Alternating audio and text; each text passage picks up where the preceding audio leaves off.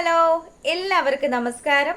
മൗനരാഗം സീരിയലിന്റെ നാളത്തെ പ്രമോ വിശേഷത്തിലേക്ക് എല്ലാ കൂട്ടുകാർക്കും സ്വാഗതം. അങ്ങനെ നമ്മുടെ കാർത്തികയും അതുപോലെ പ്രകാശൻ ലക്ഷ്മിയാണെന്ന് തെറ്റിദ്ധരിക്കുന്ന ആ സ്ത്രീയും കൂടി റെസ്റ്റോറൻറ്റിൽ ഇരുന്ന് ഓരോ കാര്യങ്ങളൊക്കെ സംസാരിക്കുക. അപ്പം ലക്ഷ്മി അമ്മയെ കുറിച്ചിട്ടും നമ്മുടെ കാർത്തികയെ കുറിച്ചിട്ടുമുള്ള എല്ലാ കാര്യങ്ങളും ഈ പുള്ളിക്കാരിക്ക് നല്ല നിശ്ചയമുണ്ട്. അതുകൊണ്ട് തന്നെ ഇവര് വലിയ കാര്യത്തിലിരുന്ന് സംസാരിച്ചുകൊണ്ട് നിൽക്കുക. പ്രകാശനാണെങ്കിലോ അവര് ലക്ഷ്മി തന്നെ ആയിരിക്കുമോ? എൻ്റെ ബാലണ്ണ, നിങ്ങൾ പറഞ്ഞത് സത്യമായാൽ മതിയായിരുന്നു. എടാ പ്രകാശ, നീ ഒരു കാര്യം ചെയ്യും, നീ ഇവിടെ ഇരിക്ക്, ഞാൻ പോയി നോക്കാം അത് ലക്ഷ്മിയാണോ അല്ലയോ എന്നുള്ളത് ഞാൻ കണ്ടെത്തിയിട്ട് നിന്നോട് വന്ന് പറയാമെന്നും പറഞ്ഞ് നമ്മുടെ പ്രകാശനെ കാറിൽ ഇരുത്തിയിട്ട് ബാലണ്ണൻ അങ്ങ് പോവാണ്. അതിനുശേഷം ബാലണ്ണൻ നമ്മുടെ കാർത്തികയും അതുപോലെ ആ പെണ്ണും കൂടെ സംസാരിച്ചതിന് ശേഷം നൈസായിട്ട് പുള്ളിക്കാരിയുടെ അടുത്തേക്ക് ചെല്ലുകയാണ്. അപ്പോൾ കാർത്തികയ്ക്ക് അറിയാമല്ലോ ഈ ബാലൻ എന്ന് പറയുന്നത് നമ്മുടെ പ്രകാശൻ്റെ വലം കൈയാണെന്ന്.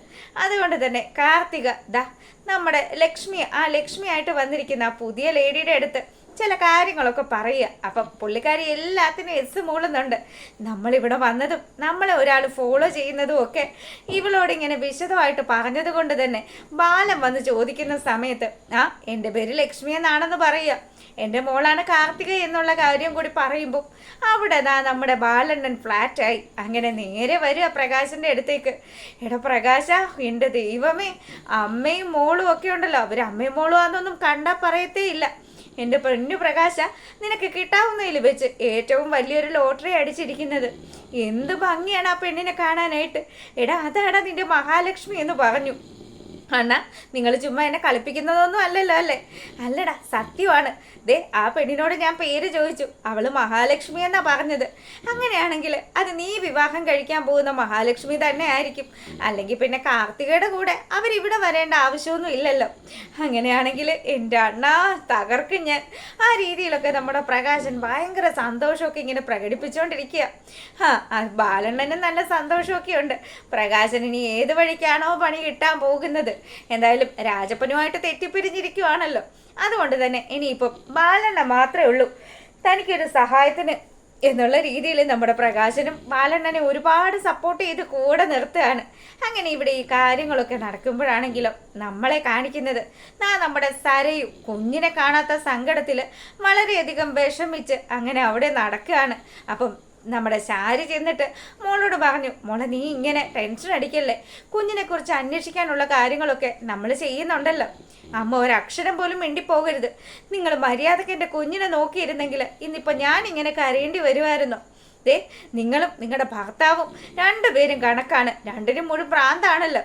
എൻ്റെ കുഞ്ഞിനെ എനിക്ക് കിട്ടിയില്ലെങ്കിലുണ്ടല്ലോ ബാക്കി ഇനി എന്താ സംഭവിക്കാൻ പോകുന്നതെന്ന് ഞാൻ കാണിച്ചു തരാമെന്നൊക്കെ പറഞ്ഞ് സരയു ഇങ്ങനെ വെല്ലുവിളി നടത്തുക. അപ്പോൾ സരയുൻ്റെ ഈ മട്ടും ഭാവവും ഒക്കെ കണ്ടു കഴിയുമ്പം നമ്മുടെ ശാരിക്ക് നല്ല ടെൻഷനുണ്ട്. ശാരിയാണെങ്കിൽ മാക്സിമം അവളെ കൊണ്ട് പറ്റാവുന്ന രീതിക്കൊക്കെ സരയുവിനെ ആശ്വസിപ്പിച്ചുകൊണ്ടിരിക്കുക. സരയു പറഞ്ഞു, എനിക്കറിയാം നിങ്ങളെല്ലാവരും കൂടി ചേർന്ന് എൻ്റെ കുഞ്ഞിനെ എങ്ങോട്ടോ കടത്തിയതാണ്. അല്ലെങ്കിൽ ഇവിടെ എങ്ങനെ ആ ഒരു പിച്ചക്കാരൻ വരുന്നത്? എൻ്റെ മനുവേട്ടൻ എല്ലാം നോക്കിയിട്ടുണ്ട്, പോലീസ് സ്റ്റേഷനിലെ ഈ വിവരങ്ങളൊക്കെ പറഞ്ഞിട്ടുണ്ട്. എത്രയും പെട്ടെന്ന് ആ കൊച്ചിനെ കൊണ്ടുപോയവനെ പിടിക്കും.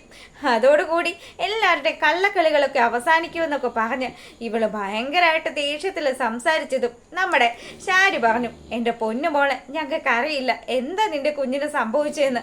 അമ്മ ഒരിക്കലും നിന്നോട് അങ്ങനെ ഒരു തെറ്റ് ചെയ്യില്ല മോളെ എന്നൊക്കെ പറഞ്ഞ് അഭിനയിച്ച് തകർത്തുകൊണ്ടിരിക്കുമ്പം മനു അങ്ങോട്ട് വരികയാണ്. മനോഹരനെ കണ്ടതും നമ്മുടെ സരയുൻ്റെ മട്ടും ഭാവവും ഒക്കെ മാറി. സരയു നേരെ ചെല്ലുക, മനുവേട്ട, ഈ നിൽക്കുന്ന ഈ സ്ത്രീയാണ് നമ്മുടെ കുഞ്ഞിനെ കൊല്ലാനായിട്ട് കൊടുത്തത്. എനിക്ക് അങ്ങനെ തന്നെയാണ് തോന്നുന്നത്. സത്യം പറഞ്ഞാൽ ഇപ്പം അമ്മയ്ക്ക് കുഞ്ഞിനോടും വലിയ താല്പര്യമില്ല, മനുവേട്ടനോടും താല്പര്യമില്ല. അങ്ങനെ ആകുമ്പം എൻ്റെ ജീവിതത്തിൽ നിന്ന് നിങ്ങൾ രണ്ടുപേരെയും കളഞ്ഞിട്ട് പകരം ആ കിരണിനെ കൊണ്ടുവരാൻ വേണ്ടിയിട്ട് ഇവറ്റകൾ രണ്ടുപേരും കൂടി ചേർന്ന് എന്തൊക്കെയോ ചില പദ്ധതികളൊക്കെ മെനയുന്നുണ്ടായിരുന്നു. ഞാൻ ഇന്നലെ അതൊക്കെ കേട്ടതാ മനുവേട്ട. എന്തായാലും അവരായിരിക്കും ഇതിനൊക്കെ പിന്നെ കളിക്കുന്നത്. എൻ്റെ അച്ഛനിങ്ങ് വരട്ടെ, അയാൾക്ക് ഞാൻ വെച്ചിട്ടുണ്ടെന്നൊക്കെ പറഞ്ഞ് സമനില തെറ്റി ശരിക്കും ഒരു മുഴുവൻ ഭ്രാന്തി എങ്ങനെയാണോ സംസാരിക്കുന്നത്. സങ്കടം കൊണ്ടാണെങ്കിലും സരയു ഏകദേശം ആ രീതിയിലൊക്കെ സംസാരിച്ച് നമ്മുടെ ശാരിയെ പിടിച്ച് ഒരു ഉന്തങ്ങ് വെച്ച് കൊടുക്കുക. മോള് നീ എന്തേ കാണിക്കുന്നത്? നീ ഒരു കാര്യം ചെയ്, അവിടെ പോയി റെസ്റ്റ് എടുക്കെന്നും പറഞ്ഞ് മനു പതുക്കെ നമ്മുടെ സരയുനെ കൊണ്ട് റൂമിലാക്കി. അതിനുശേഷമാണെങ്കിൽ ശാരിയുടെ അടുത്തേക്ക് വന്ന് മനു. അപ്പം മനുവിനെ കണ്ടതും ശാരിക്ക് എന്തൊക്കെയോ ചില പതർച്ചകളും അതുപോലെ ശാരി എന്തൊക്കെയോ പേടിക്കുന്നതായിട്ട് മനുവിനും തോന്നുക. സത്യം പറയും, നിങ്ങൾ എൻ്റെ കുഞ്ഞിനെ എന്താ ചെയ്തത്? ദേ ഒരു പിച്ചക്കാരൻ വീട്ടിനകത്തോട്ട് വരുന്നതും കണ്ടു. അയാൾ തിരികെ പോയപ്പോൾ കുഞ്ഞിനെ കയ്യിൽ എടുത്തുകൊണ്ട് പോകുന്നതും കണ്ടു. അയാൾ അങ്ങനെ വന്ന് കയറണമെങ്കിൽ ദേ അതിന് പിന്നിൽ എന്തെങ്കിലും ചില കാര്യങ്ങൾ കാണാതെ ഇരിക്കില്ലല്ലോ. അതുകൊണ്ട് സത്യം പറഞ്ഞോ ശാരി, ഇതിന് പിന്നിൽ നീയും നിന്റെ ഭർത്താവുമാണോ? ആ കുഞ്ഞിനെ എങ്ങനെയെങ്കിലും ഒഴിവാക്കണമെന്നുള്ളത് ബകാസുരൻ മുന്നേ എന്നോട് സംസാരിച്ചതാ. അതുകൊണ്ട് നീ സത്യമായിട്ട് പറഞ്ഞോ, ഇല്ലെങ്കിൽ ദാ ഇപ്പൊ കണ്ടല്ലോ നിന്റെ മോള് ഭ്രാന്തിളകി പോയത്. അതിന്റെ അപ്പുറത്തെ ഭ്രാന്തായിരിക്കും. നീയും നിന്റെ ഭർത്താവും കൂടിയാണ് കുഞ്ഞിനെ കളഞ്ഞതെന്ന് അറിഞ്ഞു കഴിഞ്ഞാൽ ഞാനത് പറയണോന്ന് ചോദിച്ചു.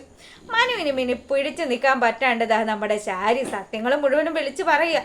എന്നോട് ക്ഷമിക്കണം, അയാൾ ആ ബകാസുരൻ പറഞ്ഞതുകൊണ്ടാണ് ഞാൻ അങ്ങനെ ഒരു കാര്യം ചെയ്തതെന്നൊക്കെ പറഞ്ഞ് മനോഹറിന്റെ മുന്നിൽ ആദ്യം ശാരി കുറ്റം സമ്മതിച്ചു. അതിനുശേഷം ഇനി ഇതിന്റെ പേരിൽ എൻ്റെ മകളുടെ ജീവിതം നശിക്കാൻ പറ്റില്ല.